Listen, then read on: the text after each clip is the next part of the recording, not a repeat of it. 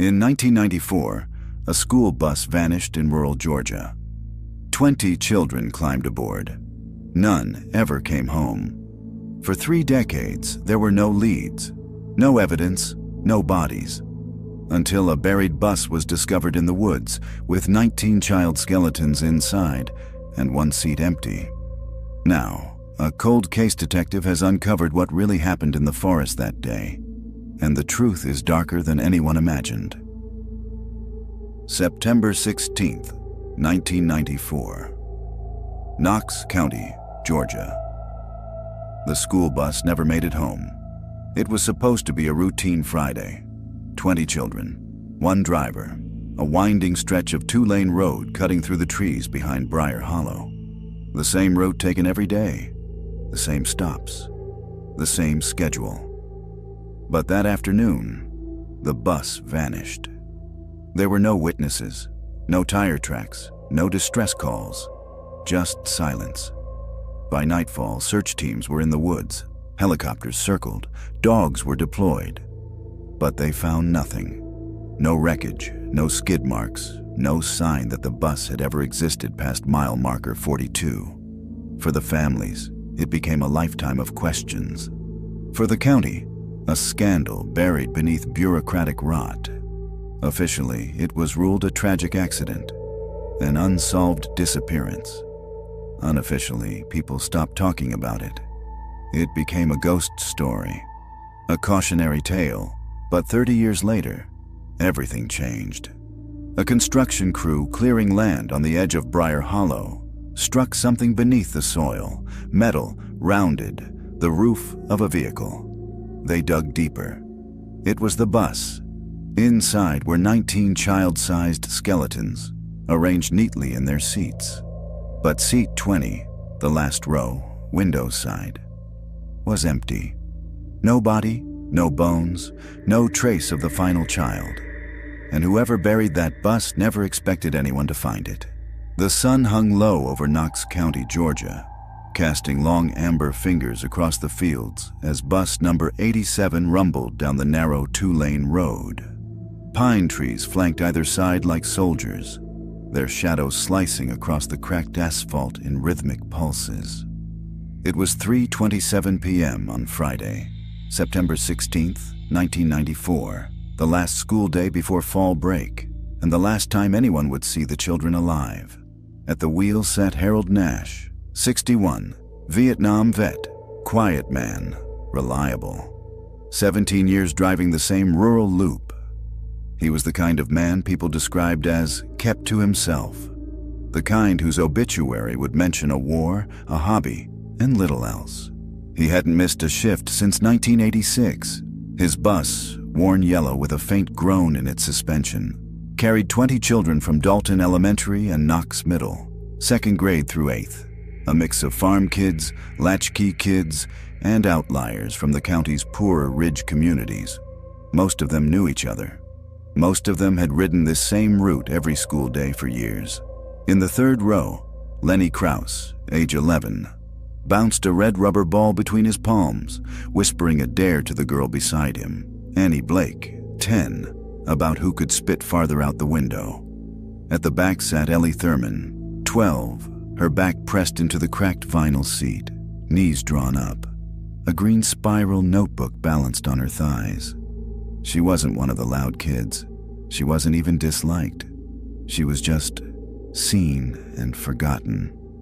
Ellie had a way of fading into the noise, which was fine.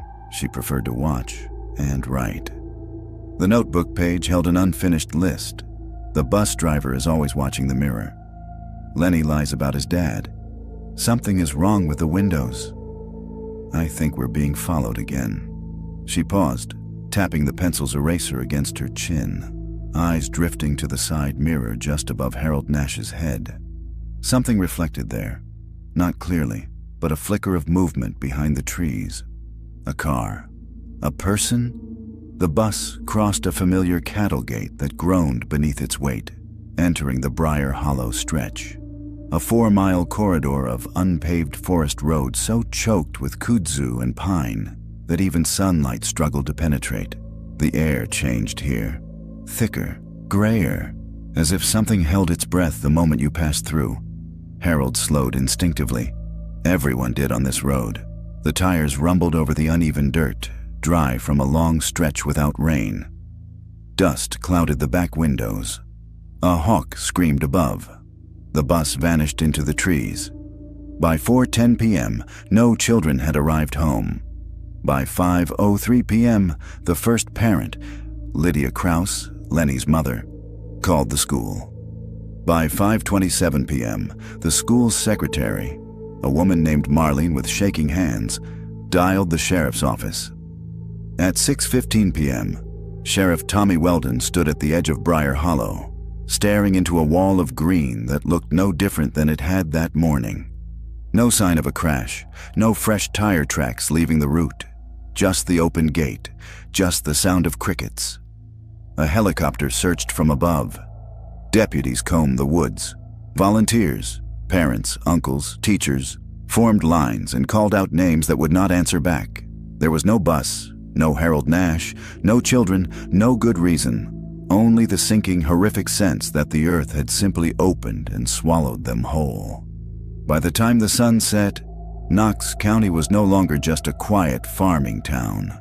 It was a headline, a crime scene, and a place where 20 families went to bed praying their children would come home. None did. 30 years later, June 21st, 2024, Knox County, Georgia. It was the smell that stopped the excavator operator, not fresh rot, but something deeper. Old, sour. Earth that hadn't been touched in decades. His machine had cracked into something metal just beneath the surface. He thought it was piping until he brushed aside the dirt with gloved hands and saw it. Chipped yellow paint, rivets along the edge, the curve of a rusted window frame. He called over his supervisor. Then they called the police. Within an hour, sheriff's deputies surrounded the site. By sundown, a full excavation was underway, and by midnight, the first body bag was zipped shut. Inside the buried bus, corroded and caked with clay, were 19 small skeletons. Most were still seated. Some had collapsed against each other. No seatbelts, no signs of trauma. No Harold Nash, no bones in the driver's seat, and one seat at the very back, driver's side, was completely empty. Underneath it, covered in mold and time, lay a sealed green spiral notebook. The name written in black ink, Eleanor Thurman. The sun had barely cleared the treetops when Detective Monica Reyes stepped out of her department-issued SUV and stared at the gaping trench carved into the red clay. Her boots crunched over broken rock and shattered roots, the ground still wet from the water trucks they'd used overnight to soften the soil around the wreck. In the pit, half buried, lay the school bus. Its front end had collapsed inward under the weight of 30 years of silence. The roof had caved in just enough to hint at decay, but the body was intact. Solid metal beneath layers of time and secrets. Yellow paint, faded and blistered, bore the black letters KNOX County SD number 87 across its side. It was a coffin now. Reyes lowered her sunglasses and moved closer, nodding to the scene tech who stood guard over the perimeter. Any movement? The woman shook her head. Just us and the dead. The interior of the bus had been cleared of loose debris overnight. A makeshift tent covered the back section to block sunlight, protecting what they could until forensics could finish their sweep. Bones lay scattered across the vinyl benches. Most had collapsed forward or slumped against each other, as if they'd been seated when they died, as if they hadn't even tried to get out. Reyes stepped inside. The air was thick, not just with mold and dust, but with residue, grief, dread, history. She ducked beneath a bent metal beam and moved slowly toward the back, past rows of child-sized skeletons. Some still had scraps of fabric around their ribs. Decades-old sneakers crumbled under her touch. One small skull was tucked beneath a bench like it had been hiding. She stopped at row 12, left side. The back corner, empty, a space where someone should have been. "Detective," called the medical examiner behind her. "You'll want to see this." Reyes turned. The ME, Dr. Beasley, a stocky man with weary eyes and a permanent sunburn, held a clear evidence bag up to the light. Inside was a spiral-bound green notebook, warped and stained by time but miraculously intact. Letters on the front cover were faded, but still legible. E. Thurman, Room 212. He added, "We think this was hers. There are pages that survived. Most are water-damaged, but some near the center. They're still readable." Reyes took the bag and stared through the plastic. The pages inside weren't filled with math homework or spelling drills. They were covered in handwriting, scrawled in ink and pencil, lines jammed into the margins, underlined phrases, boxed words. She turned the bag slowly.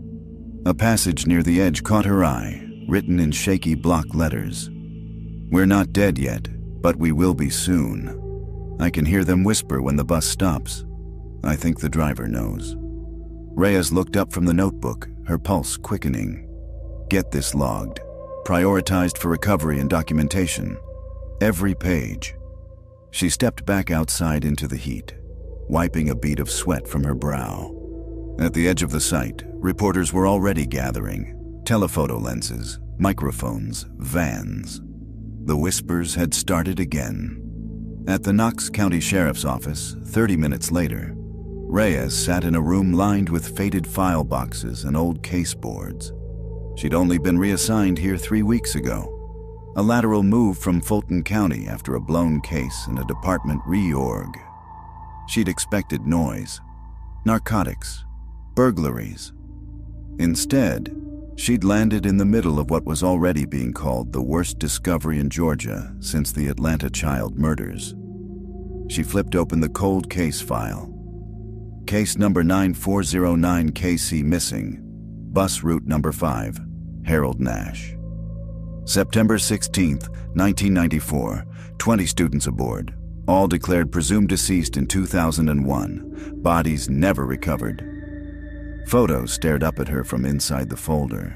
School portraits, kids in overalls and mismatched sweaters, faces frozen in a grainy, off-center innocence.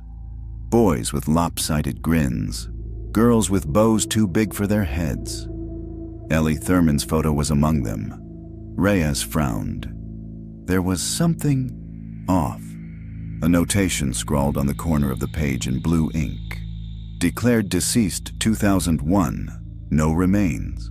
And below it, in different handwriting, last seen writing in notebook.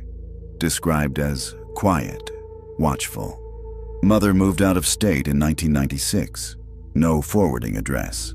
Reyes stood abruptly and walked the file to Chief Deputy Lamar Banks, a man old enough to have worked the original investigation. She found him in his corner office, staring at a silent TV replaying the excavation site on loop. "Sir, I've got a question about one of the kids." Eleanor Thurman Banks looked up, his expression already tired. "Yeah, the writer. She's the only one we never found. She's also the only one whose seat was empty on that bus." Banks leaned back. "Jesus, I want to reopen her profile. If she lived, don't get ahead of yourself, Reyes. There were bones scattered in that dirt. Maybe hers are out there and just missed the first sweep." She wrote this. Reyes held up a scanned copy of the notebook page, saying they weren't dead yet, that she could hear things. Something about someone whispering when the bus stopped, about the driver knowing. She was 12, Banks said. 12 and probably hallucinating. Or documenting. He looked away, jaw flexing. We had to close that case.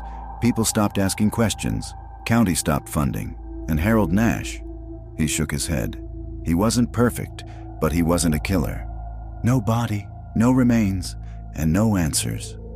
Reyes folded her arms.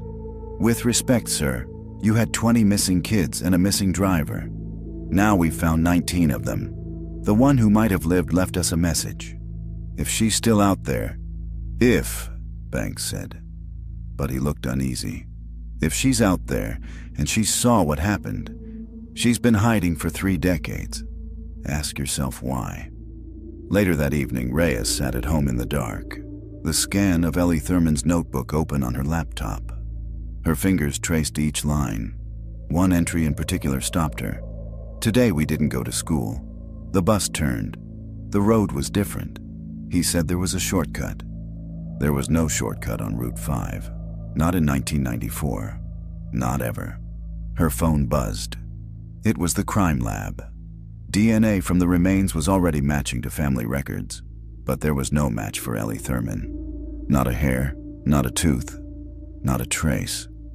Her seat had been left untouched, and she had written until the very end. The folding chairs in the Knox County Community Hall creaked under the weight of old grief. They'd gathered them all, the parents, what was left of them, the ones who'd stayed, the ones who'd remarried, the ones who'd never taken their children's photos down from the fridge. Most hadn't been in the same room together since the candlelight vigils faded into memory, and reporters stopped calling. Detective Monica Reyes stood at the front of the room. She hadn't slept much. Her notepad was filled with scribbles, names, connections. The notebook entries haunted her. Ellie's voice had a calmness that didn't match her age, a kind of internal compass that didn't drift even when fear bled through the margins. "First of all," she said, scanning the group, "thank you for coming. I know what we've uncovered at the site is reopening a wound many of you spent decades trying to live with." Murmurs. A few nods. Some crossed arms. "Let me be clear. We believe 19 of the 20 children who disappeared on September 16th, 1994, have now been accounted for. Forensic identification is underway, and families will be contacted privately. But one child..." A voice cut her off. "Ellie Thurman." It came from Deborah Ellis, whose daughter Kayla had been in 5th grade. Her voice was sharp, impatient. "Yes, Eleanor Ellie Thurman. Her remains have not been recovered. What's more..." Reyes pulled out a plastic evidence sleeve and held it up. "We recovered her notebook inside the bus, intact. It contains several entries that suggest the children were alive after the disappearance, for at least some time." The room shifted. Shoulders tensed. Someone gasped. Deborah shook her head. "You're saying they didn't die that day?" "We're saying we don't know. Not yet." A man in the back stood. Stephen Carr, father of twins James and Jeremy. "How long?" he asked, voice tight. "How long were they?" "We don't know." But Ellie wrote as though time passed. Days, maybe longer. Silence stretched.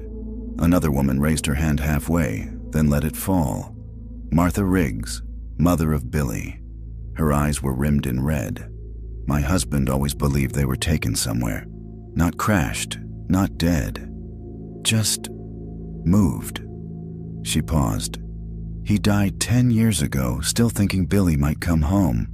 Reyes nodded slowly. "There's one more thing. Someone left this." She tapped the notebook again. "Whoever buried that bus didn't take it. That tells me one of two things. Either they didn't know it was there, or they didn't care. Which raises the question, why wasn't Ellie with them?" "Maybe she escaped," someone whispered. Or maybe, Reyes thought, she was taken separately.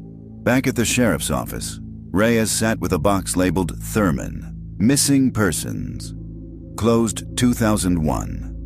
Inside were photographs, school records, a single pink hairbrush. A letter from her mother dated April 1995 requesting a status update.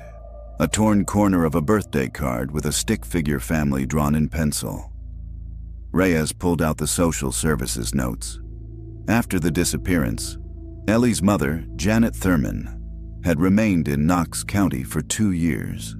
Then, without warning, she left. According to DMV records, she sold her car for cash and never filed a forwarding address. The apartment she rented was vacated mid-lease. Missing child, missing parent. The last note in the file read, "Neighbor reports mother seemed paranoid. Said she thought someone was watching her from the woods. Apartment left in disarray. Child's belongings untouched." Reyes picked up the phone. "Get me a nationwide trace on Janet Thurman." Start with last known address. Cross-reference any female deceased John Does from 1996 to 2005. I don't care how old the records are. Check death certificates, psych admissions, hospital intake logs, anything. That evening, Reyes took a detour. The grocery store on Rayner Street was a hollowed-out shell now. Closed 2 years ago. Dusty shelves visible through smeared windows. But the security mirror on the corner above the old checkout lanes still hung, cracked but intact. In 1998, a woman had called the police claiming she saw her missing son, Ryan Baxter, in that mirror. Just a flash, a reflection. She was checking prices in aisle 5 and looked up, and there he was, behind her, watching her. The story had been dismissed. Stress, grief, mistaken identity. But now, Reyes wasn't so sure. She stared into the cracked mirror. If Ellie had survived, if she'd stayed nearby, had she been watching all along? Later that night, Reyes pulled the Thurman notebook out again and flipped to a page near the end. The handwriting had changed, more erratic, slanted, darker pressure. The bus driver doesn't talk anymore, but he whistles. It's worse than silence. They call it the Hollow Road. They said we're not lost. We're being reprogrammed. Someone is always watching from behind the fence. A man with a mask like a dog. She stared at the words for a long time. Whistling. A mask like a dog. This wasn't just abduction. This was something else. Something organized, deliberate. And one child had seen it all. The forensics lab at the Georgia Bureau of Investigation was quiet, except for the low hum of refrigeration units and the soft buzz of fluorescent lights. Reyes stood beside a metal table, arms crossed over her chest, as the forensic pathologist flipped through a tablet loaded with skeletal imaging. 19 partial remains recovered so far, he said. We're still running full DNA panels, but dental records confirmed 13 matches to the original student roster. And the other 6? Reyes asked. Still waiting. Bone degradation complicates things, but it's what we didn't find that concerns me most. He swiped to a screen showing a digital reconstruction of the bus interior. Each child-sized skeleton was marked in red, numbered 1 through 19. The 20th seat, he said, tapping the empty corner, had no tissue residue, no DNA trace. Not even bone dust. It's as if that seat was never occupied during decomposition. You're sure? Reyes asked. He nodded. Positive. The other seats show environmental staining, trace hair, or insect activity. This one, clean, pristine, undisturbed. Reyes felt it again, that quiet certainty building in her gut. Someone left that bus before it was buried. The next morning, she was back in Briar Hollow, standing at the edge of the cleared trench where the bus had been unearthed. The scent of damp clay lingered, and black plastic now covered the cavity. Survey markers dotted the perimeter. Deputy Claire Merrill approached, holding a clipboard. We pulled more aerial records, she said. Knox County did an overhead land survey in '95, a year after the bus vanished. Look. She handed Reyes a satellite printout. Most of the area was just trees and scrub, but Reyes spotted it immediately. A perfect rectangular indentation in the earth, just barely visible. The shape of a bus. Christ, Reyes muttered. It's been here this whole time. They covered it with filled dirt during the failed bypass project in '97, built right over it. Nobody noticed. Reyes turned toward the tree line. Somebody had. Back at the sheriff's office, she dug deeper into the Harold Nash file. The driver. His record was clean. Army veteran. 2 deployments in Vietnam. Hired by the school district in 1977. No complaints, no family. But there were gaps. Between 1982 and 1984, Nash had taken an unexplained sabbatical. No record of employment. No tax filings, no listed residence. Just a void. She flipped through handwritten memos from the original 1994 investigation. One stood out. A statement from an old student named Reggie Parker, then 13, who used to ride Nash's bus until he transferred schools 2 years before the disappearance. The statement read, "Mr. Nash sometimes took us the long way home. Not a big deal, but once he said we had to make a special stop. Dropped one kid off early, not at their house. I told my mom. She said, mind my business." Reyes highlighted it and scrawled in the margin, "Unscheduled stops. Route records needed." She called the transportation office. An older man named Calvin still ran the records room. "Nash's logs? We've got them in the back, dusty as hell." "Bring me everything from 1993 to 1994, she said. "I want to see if any stop was added late in the year. Anything off pattern."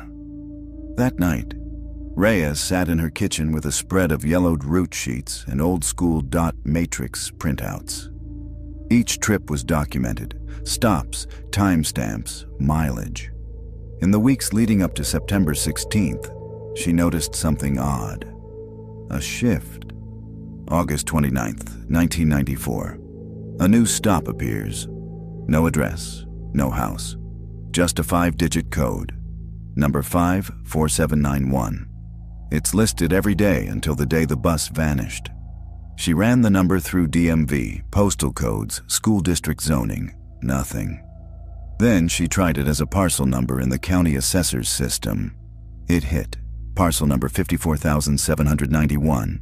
Property formerly owned by Knox County School District. Deeded in 1981.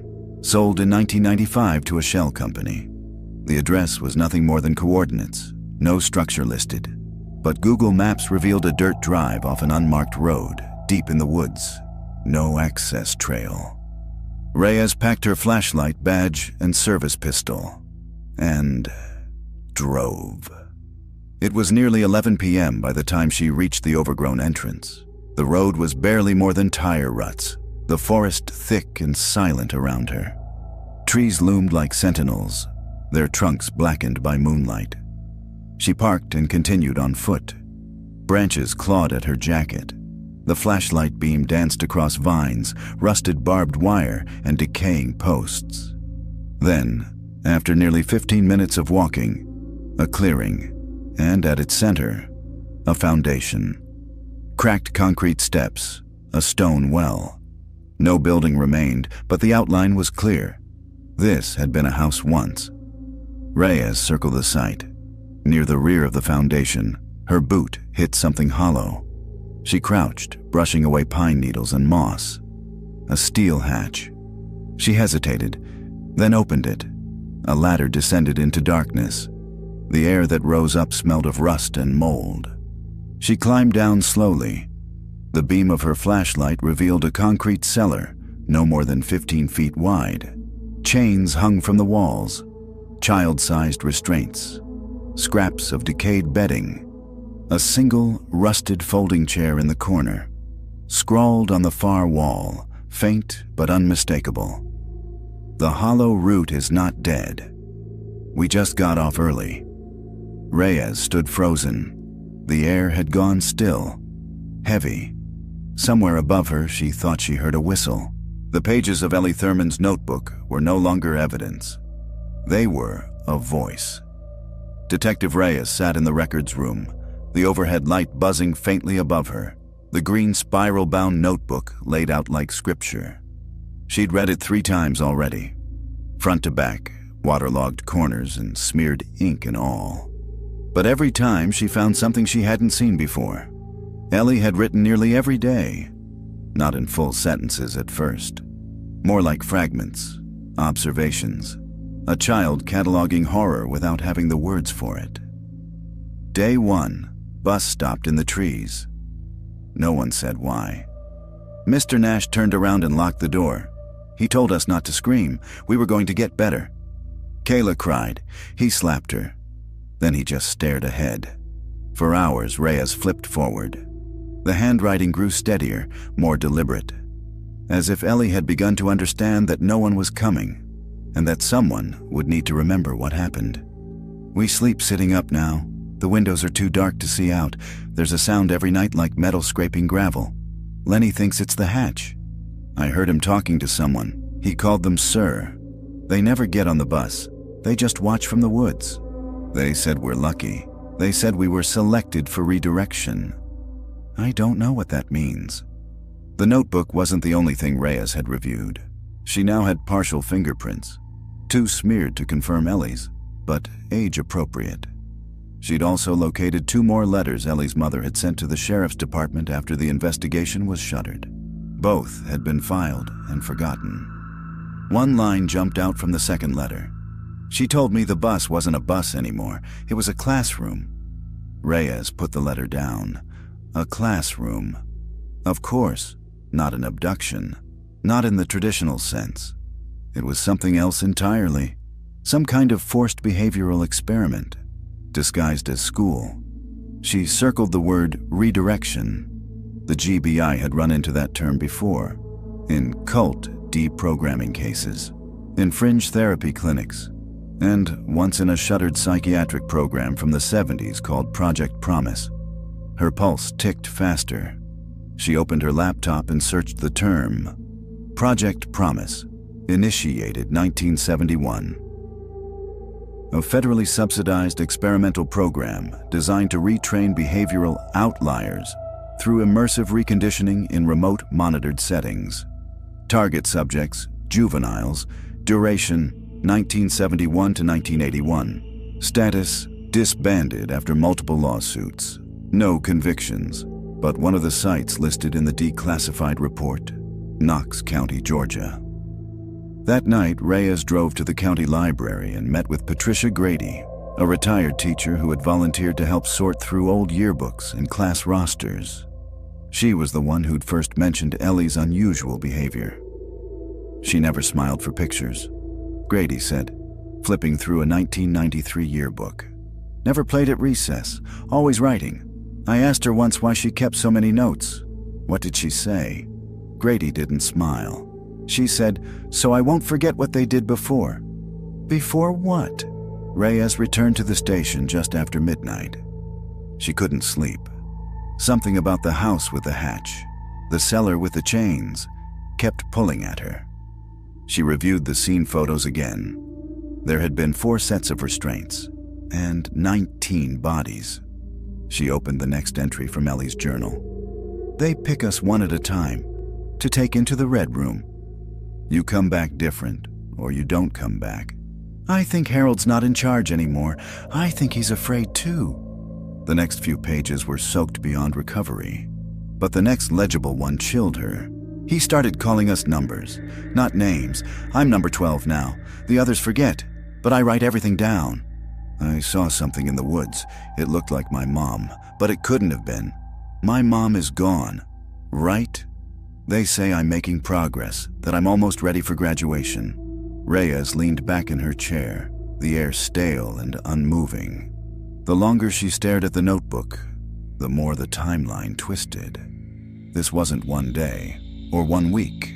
This was months, possibly longer. But why keep the children alive? And who was they?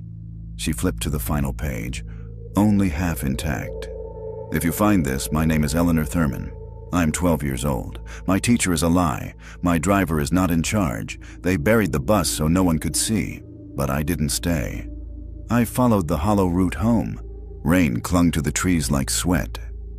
The deeper Detective Reyes pushed into the woods behind the Briar Hollow excavation site. The less the modern world seemed to exist. Her boots sank into spongy red clay. Leaves clung to her sleeves, and every sound, every branch snap, every drop of water, felt amplified in the silence. She had followed the coordinates listed on a parcel map that dated back to 1995. A handwritten note in the corner had read, "Old pump shed access, sealed after 1994. The structure she found wasn't much. A corrugated metal shack, rusted over, its door padlocked and swallowed by ivy. It leaned at an angle, roof sagging in the middle. From a distance, it looked like it could collapse at any moment, but it was exactly where the map said it would be. Reyes crouched. The lock was old. She twisted it with a gloved hand, and it crumbled apart like dry bone. The door creaked open to reveal a narrow concrete tunnel, slick with algae and carved directly into the hillside. A metal ladder descended into darkness. She clicked on her flashlight. It smelled of wet wood, rust, and something older. Damp paper, mold, and rot. At the bottom of the tunnel, the passage widened into a low square corridor, like an old water management system or storm shelter. Reyes moved carefully. The walls were tagged with chalk numbers, 01 through 04, then 05 through 20. At first she thought it was graffiti, but then she realized each number marked a door. Small steel doors, 4 feet high, 2 feet wide, like lockers or crypts. One by one, she opened them. Most were empty, except for door 7, where she found a child's tennis shoe covered in dirt, still bearing a faded sticker. "Hello, my name is Kayla." Door 13 had a stack of Polaroids in a sandwich bag. Photos of the children inside the bus, asleep, eyes closed. Some with food trays on their laps, others with medical tape on their arms, like patients. Door 20 was sealed from the inside. She didn't open it. Not yet. Back on the surface, Reyes handed off the evidence to Deputy Merrill and called it in. "We're going to need ground-penetrating radar and a forensics team. This isn't a dumping ground. This is a facility." Merrill stared at the shack. "You think this was part of Project Promise?" "I think this was the local continuation of it. Off books. Maybe someone tried to recreate it. Keep it going after the shutdown. But why kids?" Reyes didn't answer. She already knew. Because children could be reshaped, rewritten, controlled, and Ellie Thurman had been their chronicler. That night, Reyes reopened the cold case files and cross-checked the original statements again. A name kept appearing.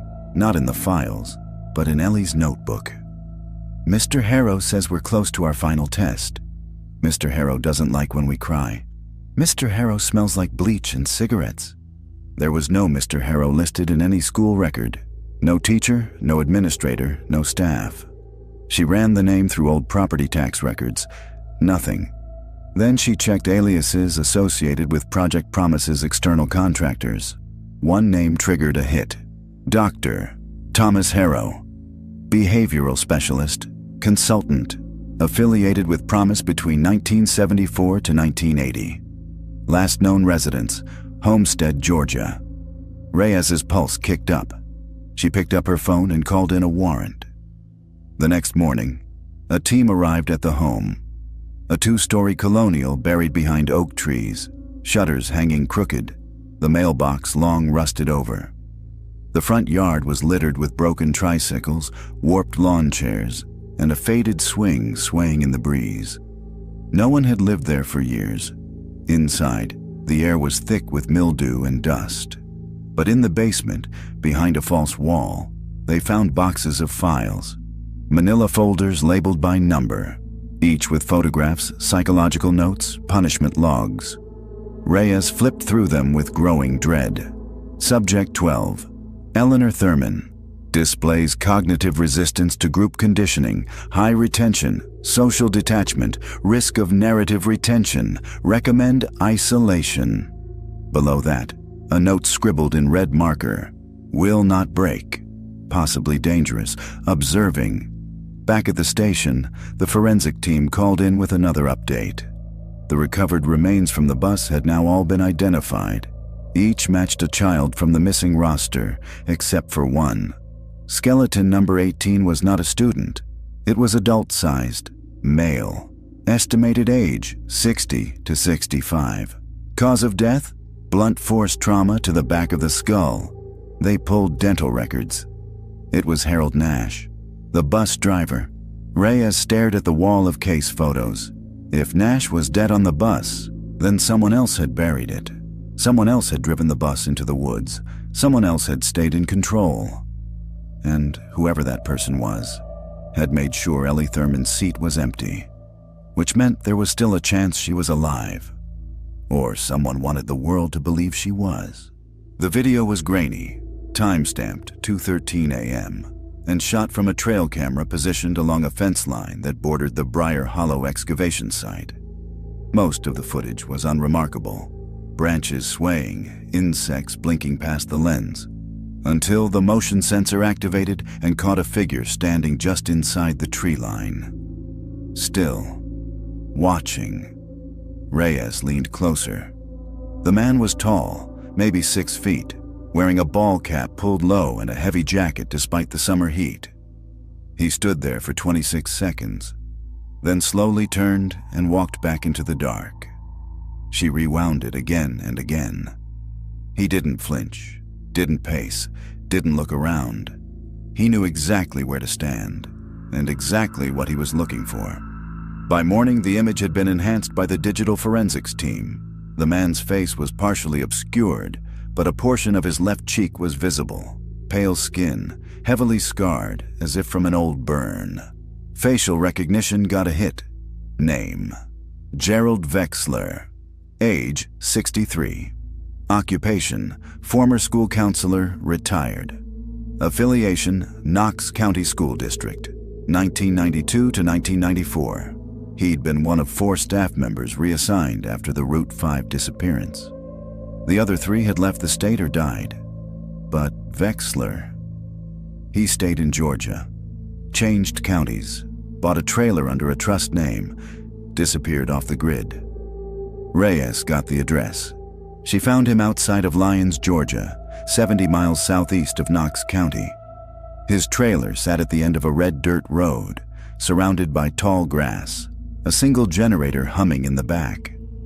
A half-dozen wind chimes clinked in the trees, and a scarecrow, eyeless, mouth sewn shut, stood like a warning at the edge of the yard. Reyes approached the door and knocked twice.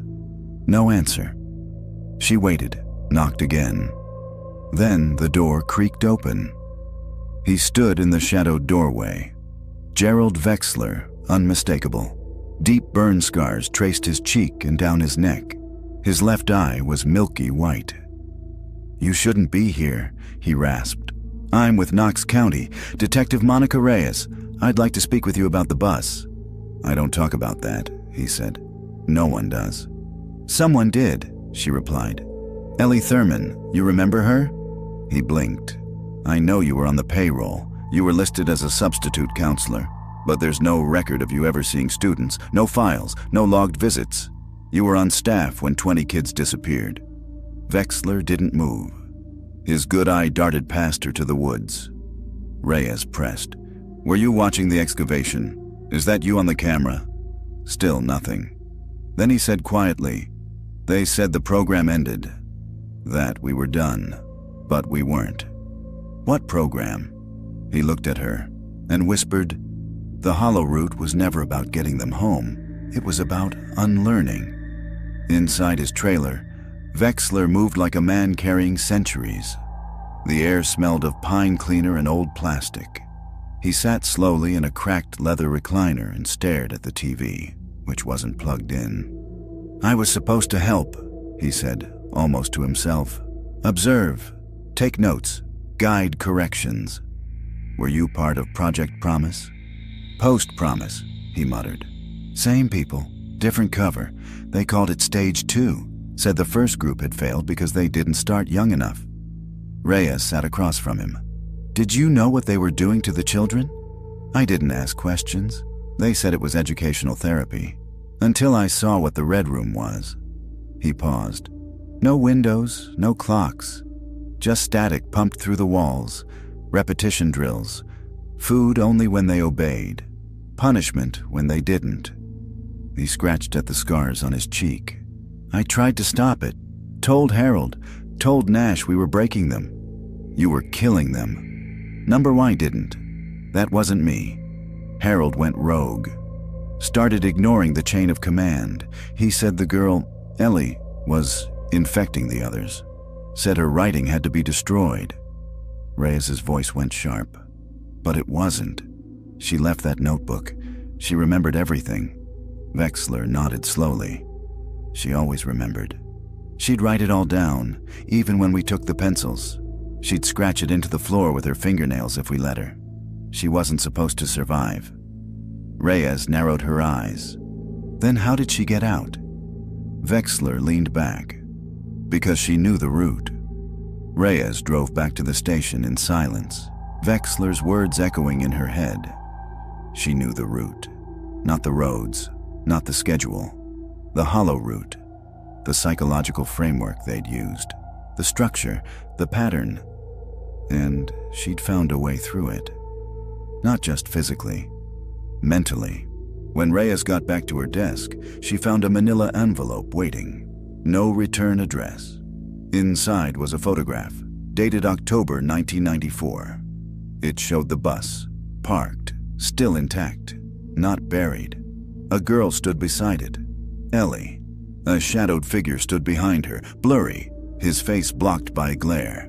But Ellie, she was looking straight at the camera, expression blank, notebook in hand. The box was buried deep in storage, wedged behind outdated emergency plans and binders thick with faded copier ink. Reyes had spent the better part of 3 hours crawling through the sub-basement archives of the Knox County Unified School District, inhaling mildew and frustration until she saw the label Bus Route Logs, 1993 to 1995 supervisor copy, manual ledger.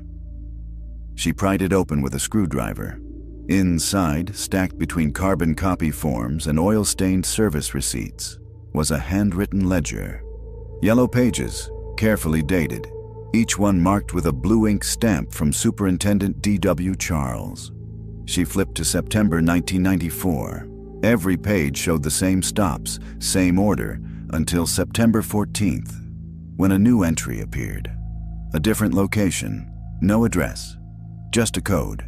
Stop number 21, X tunnel, crate drop, and then again on the 15th, and again on the 16th, the day the children vanished. Reyes drove directly from the archives to the location Wexler had described, 5 miles east of the bus burial site, in an area locals called the Dead Cut, where the county once tried to lay sewer lines but abandoned the project due to unstable earth and budget overruns.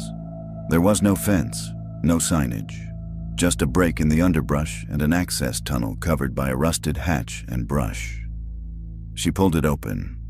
The air that hit her was thick with damp decay. And something else. Gasoline. She clicked on her flashlight. The tunnel beneath was lined with metal crates, old ones, government issued. Each one had stenciled white paint across the lid.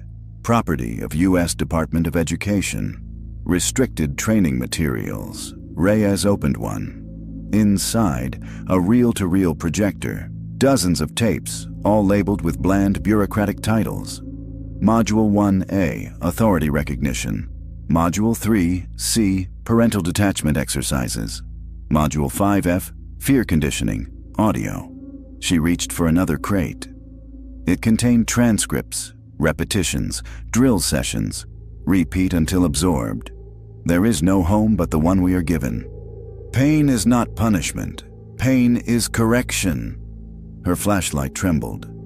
This wasn't school. It was programming. And Ellie had called it the Red Room. At the back of the tunnel, Reyes found a narrow break in the wall. Concrete chipped away to reveal another shaft. This one angling steeply downward. The air was colder, the walls wet with condensation. She followed the shaft for 40 feet before it opened into a subterranean holding chamber, a rectangular space lined with cement benches. 4 lines still dangled from hooks. Moldy blankets lay in a corner. On the floor was a single, rust-stained mattress, and carved into the concrete wall, with what looked like a piece of metal pipe, were rows of tally marks, dozens, hundreds, some crossed out, some circled. Beneath them, scratched with shaky hands, were words. This is where they forget us, but I remember. They made us numbers, but I am still Ellie. One day, I will walk home. That night, back in her motel room, Reyes laid out the evidence like puzzle pieces. The bus was not a crash. The driver was murdered. The children were brought to a tunnel system designed for psychological conditioning. One child, Ellie, resisted, documented everything, and survived. But where had she gone? The only person left with an answer might be the one person no one had questioned yet. Daniel Harrow, the superintendent's son, now a county commissioner, and the man who signed off on the land transfer of the Dead Cut parcel in 1995, just 4 months after the disappearance. Reyes requested an interview. She expected stonewalling, excuses, maybe even security. But when she walked into the commissioner's office, he was already standing.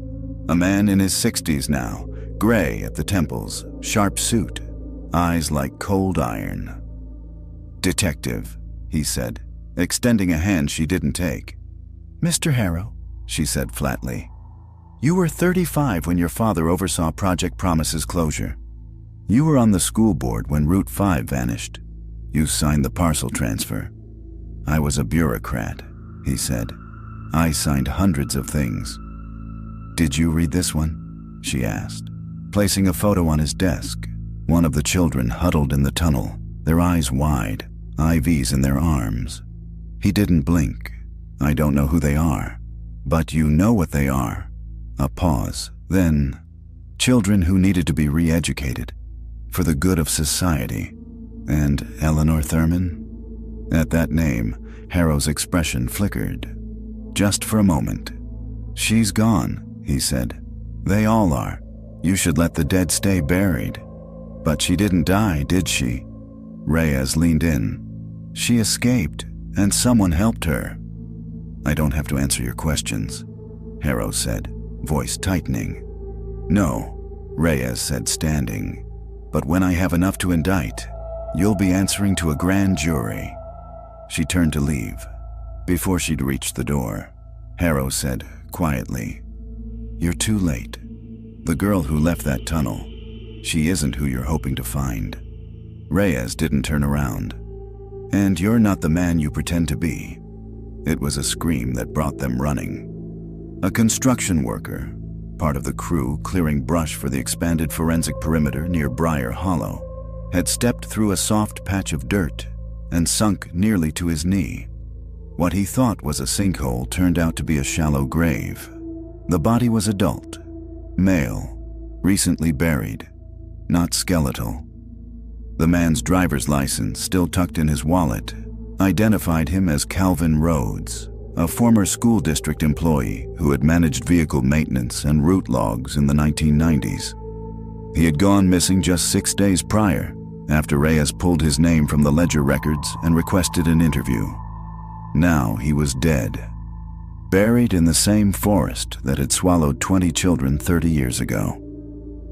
That same evening, Reyes sat across from Gerald Vexler, this time inside the secured interview room at Knox County Sheriff's Office.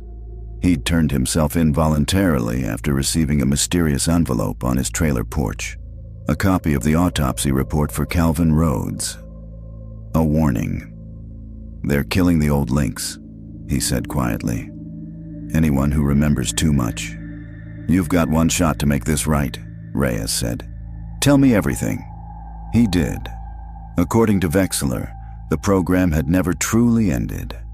After Project Promise was shut down in the early 80s, several of its most fervent supporters, mid-level government workers, educators, and psychological consultants, decided to privatize the process. With no oversight, they experimented on smaller groups, runaway teens, juvenile delinquents, and eventually, students taken under false pretenses. They used school infrastructure, unused land, rerouted buses, old shelters buried in budgets. The children on Route 5 weren't kidnapped.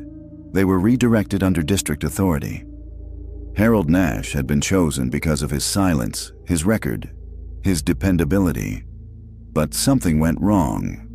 Nash began to question the project's morality and began sympathizing with Ellie, the one child who never broke.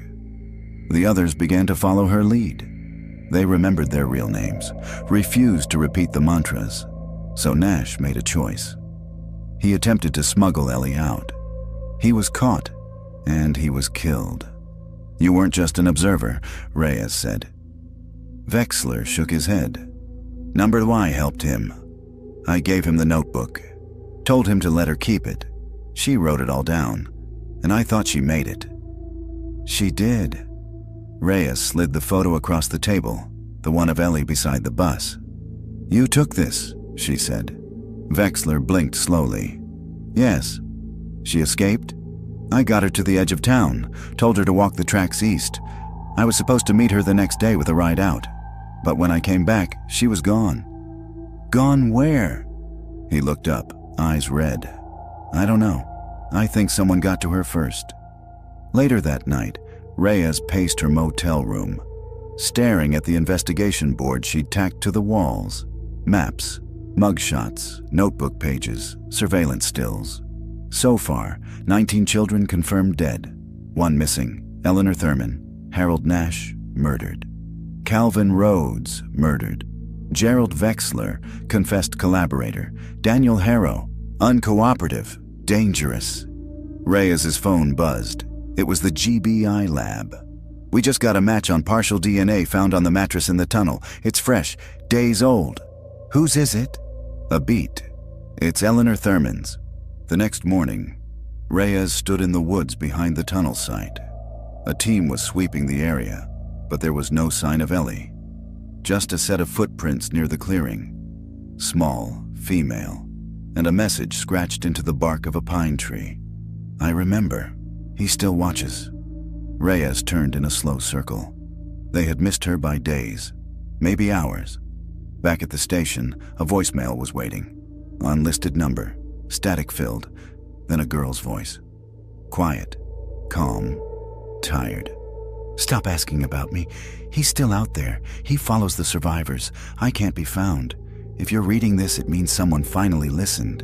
But that's not enough. They need to dig under the school. That's where the truth is buried. Click. The school had been condemned for 20 years.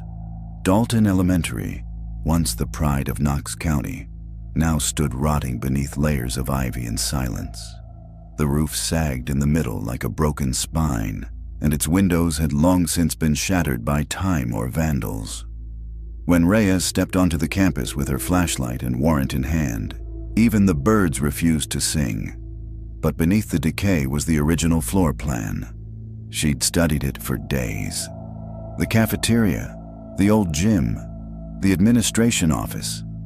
But what caught her attention most was what wasn't on the blueprint. The basement, not listed, not measured, but mentioned in a staff memo from 1991 about routine flooding in lower storage. Reyes had found that note buried in a digital archive no one had touched since the district went bankrupt. So she started at the cafeteria, following her gut and the smell of mildew and earth. Behind a rusted serving line was a steel door with a warped, authorized personnel only sign hanging sideways. She pushed it open. The stairs descended into shadow. The basement wasn't a basement. It was a compound. Reyes stepped into a corridor that extended in both directions. Concrete walls lined with clipboards, cracked light fixtures, and faded motivational posters that hadn't seen sunlight since before the Clinton administration. Silence is strength. The best students don't talk back. You are loved enough to be corrected. The flashlight beam swept over doors. Room A, Room B, Observation 1, Isolation Unit. And then she saw it, painted in peeling red above a locked steel door. The Hollow House. She pried the door open with a crowbar. Inside was a chamber like nothing she'd seen in the tunnels. Clean, cold, intentional. Soundproof panels lined the walls. A projector was bolted to the ceiling. 3 child-sized chairs faced a black and white monitor that was still flickering static. On the far wall hung a corkboard. Dozens of photographs pinned in careful rows. Children seated in rows. Children wired to electrodes. Children sleeping under fluorescent lights. And in the corner, beneath a red exit sign that led nowhere, was another green spiral notebook. She froze. It was identical to Ellie's. Only this one had a name scrawled on the inside cover. Subject 12. Observe only, do not reassign. Possible contamination risk. The pages were nearly full. This was not Ellie's notebook. It was about her, written in sharp adult handwriting. Notes, schedules, punishments. Child continues to resist collective behavior assimilation. Displays alarming recall. Subject has started documenting treatment protocols. Attempts to remove notebook unsuccessful. Subject becomes violent when separated from it. Team recommends termination. Supervisor denies. Says Subject 12 will become a control group. Control group. Reyes exhaled shakily. They had kept her not out of mercy, but to watch, to study the one who didn't break. And that meant someone had been monitoring her far longer than anyone realized. She turned back to the corkboard. A photo in the top left corner caught her eye. It showed a young girl, hair matted, hospital gown too big, seated at a table with her hands folded. Blank stare. Thin. But it wasn't Ellie. It was someone else. And standing behind her, with one hand on her shoulder, was Daniel Harrow. Later, back at the sheriff's office, Reyes confronted Vexler. "You lied," she said, throwing the photo on the table. "Harrow wasn't just a bureaucrat. He was in that basement. He was running it." Vexler's face collapsed. "I didn't know. I swear to God, I didn't know he was there." "You told me you helped Ellie escape." "I did, but he must have followed her. He must have found her before she could leave. I didn't know she'd been brought back." "She wasn't brought back," Reyes said quietly. "She never left." Vexler flinched. And in that moment, Reyes realized what Ellie had been trying to say. Not in the voicemail, not in her journal, but in the sheer fact that she still existed. The Hollow Route hadn't ended in 1994. It never stopped, and Ellie Thurman had become its ghost. That night, a drone team was sent to scan beneath Dalton Elementary's west wing. Ground-penetrating radar returned an anomaly, a sealed corridor, not listed on any blueprints. 5 doors, heavy shielding. Reyes suited up and entered at dawn with a tactical team. The hall smelled like ammonia and silence. Inside the 5th door, they found a twin-size bed, a desk, a small lamp, dust and age everywhere. But something lay on the pillow, a photograph. Ellie, age 12, eyes open, notebook in hand. On the back, in handwriting Reyes immediately recognized, "You got close, detective. But not close enough. I'm not a child anymore. I'm what you made me. I'll be in touch." The storm hit just after midnight. Sharp Georgia wind. Sheets of rain. Trees bowing low like something was coming through them. Detective Reyes sat in her unmarked cruiser, parked a mile from Dalton Elementary, watching the ruins of the school vanish behind waves of water streaking across her windshield. She wasn't alone. On the passenger seat lay a sealed envelope, delivered to the front desk of the sheriff's office that morning in a plain manila pouch. No return address. The receptionist had assumed it was evidence. Reyes knew better. Inside, a single photograph, a classroom, empty except for one desk in the middle. On the desk, Ellie's spiral notebook. On the chalkboard, written in childlike scrawl, "It was never about them forgetting us. It was about us forgetting ourselves." And in the bottom corner, stamped faintly in red ink, Seat 20. The county only ever reported 19 confirmed child remains inside the buried bus.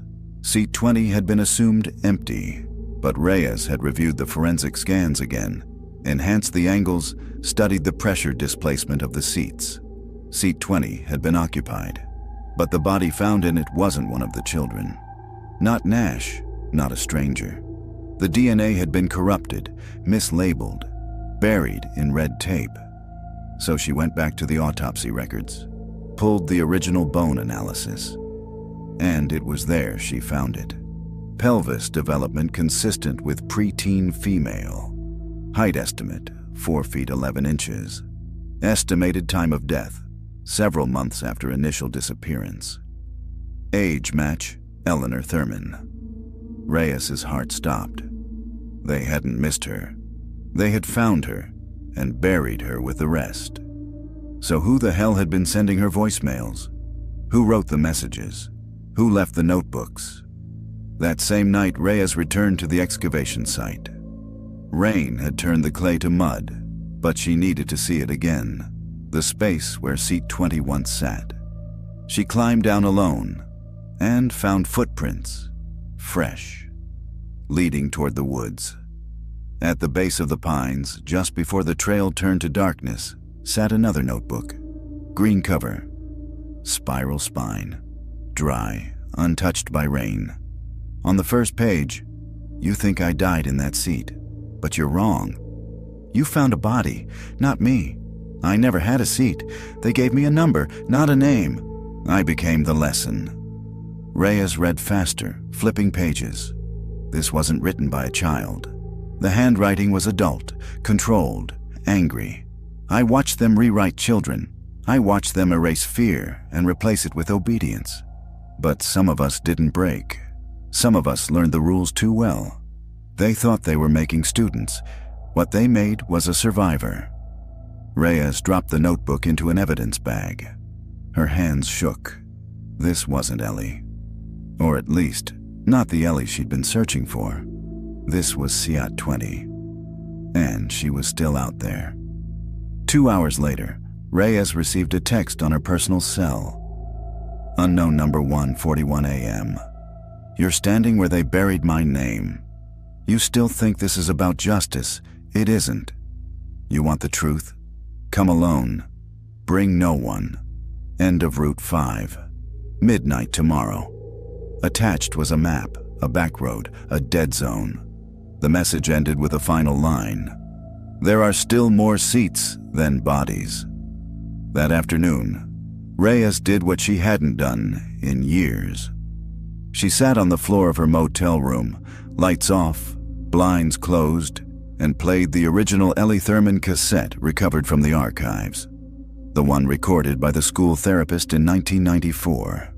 A girl's voice, hushed, flat. They said if we pass all the lessons, we'll be allowed to see the sky. Sometimes they change the days. We forget our names. I didn't break. I wrote it down. That's how I remember. That's how I stayed me. One of the others stopped speaking. She just watches now. They moved her to the back. She doesn't blink anymore.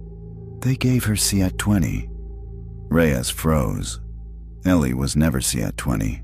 Someone else was. And she had survived too. The road ended where the trees thickened into shadow.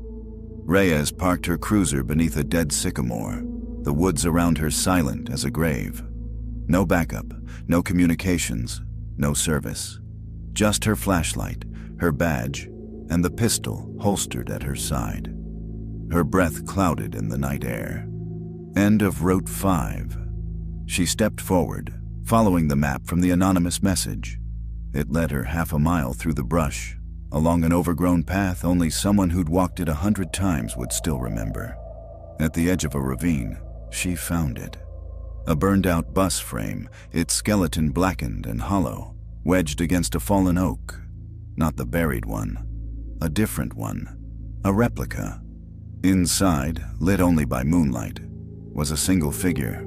A woman. Early 40s. Thin, pale, eyes wide open, not blinking. She sat in Seat 20, the real Seat 20. "You're her," Reyes said quietly, stepping into the aisle. The woman didn't move. Her hair was shoulder-length, patchy in places, like she'd cut it with a knife. She wore a child's raincoat. In her lap was the green spiral notebook. But Reyes knew immediately. This wasn't Ellie. This was the girl who came after. The one they called the Control. "Are you Eleanor Thurman?" A blink. "No," the woman said, voice like dry leaves. "Ellie's gone." Reyes took a step forward. "Then who are you?" The woman stared straight ahead.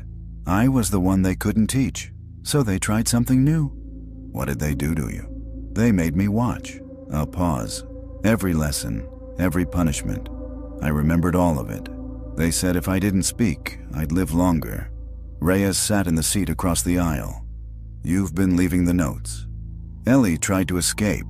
I tried to remember." Where is she? The woman finally turned her head. Her eyes were too wide, too still. She made it out, but she didn't stay out. Another beat. Then, they brought her back. Reyes felt it like a punch to the chest. You saw it? She was different when they returned her. They broke her, or thought they did. What do you mean? She smiled when she shouldn't have. She stopped writing. She stopped blinking. Reyes felt the air shift. Cold rolled through the hollowed bus frame like breath. She became you. The woman shook her head. Number I was born from her. When they lost Ellie, they made me. A shadow. A test subject. Her hands curled tighter around the notebook. They gave me her number, but they never gave me her voice. Reyes leaned closer. You're the one who killed Nash, aren't you? A flicker. Number I watched him die. They made her do it. Her voice cracked. To graduate. Footsteps behind her. Reyes turned, fast, gun drawn. But no one was there. When she turned back, Sayat 20 was empty. Notebook gone. Only a final message carved into the wall above the seat. She lives in all of us now. There is no graduation. There are still more buses.